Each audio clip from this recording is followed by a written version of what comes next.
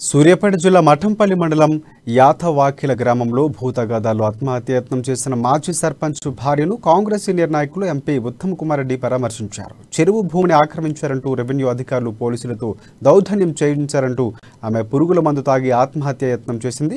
ఆమెకు హుజూర్ నగర్ ప్రభుత్వ ఆసుపత్రిలో చికిత్సను అందిస్తున్నారు. ఇక విషయం తెలుసుకున్న ఎంపీ ఉత్తమ్ కుమార్ రెడ్డి హాస్పిటల్కు వెళ్లి పరామర్శించారు. అధికార పార్టీ నాయకులు కావాలనే ఈ ఘటనకు పాల్పడ్డారని ఆరోపించారు.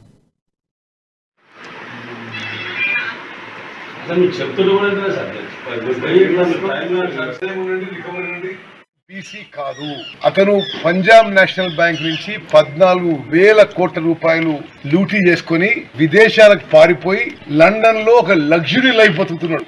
అదేవిధంగా లలిత్ మోదీ అనే వ్యక్తి భారత క్రికెట్ రంగానికి ఒక చెడ్డ పేరు తెచ్చి 1,000 కోట్ల దోపిడీ చేసుకుని ఆయన కూడా పోయి విదేశాల్లో ఒక లగ్జరీ లైఫ్ బతుకుతున్నాడు.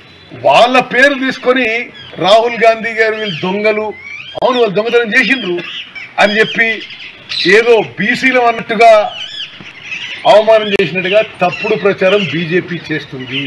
ఇది నీరవ్ మోదీ, లలిత్ మోదీ బీసీలు కాదు, వెనుకబడ్డ తరగతులు కులాలు కాదు.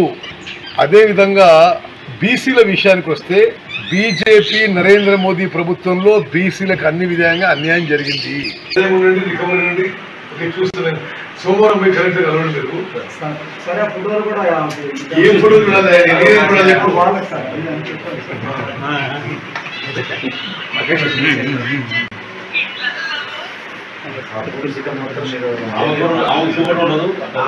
మొత్తం తీయాల్సి అందరూ వెళ్ళిపోతాడా తీసేయండి అని చెప్తున్నారు.